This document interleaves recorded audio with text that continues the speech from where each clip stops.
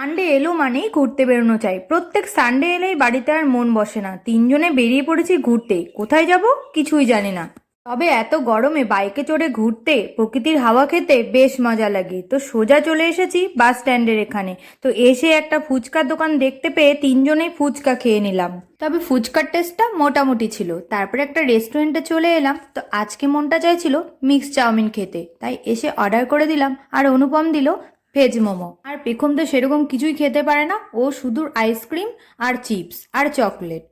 খাবার আসার অপেক্ষায় বাবা মেয়ে দুজনেই মোবাইল ঘাটাঘাটি করছিল, আর এরই মধ্যে চলে এলো আমার মিক্স চাউমিন। তো অনুপমকে টেস্ট করতে বললাম, ও খেয়ে বললো ভীষণই টেস্টি। তো আমারও ভালো লেগেছে।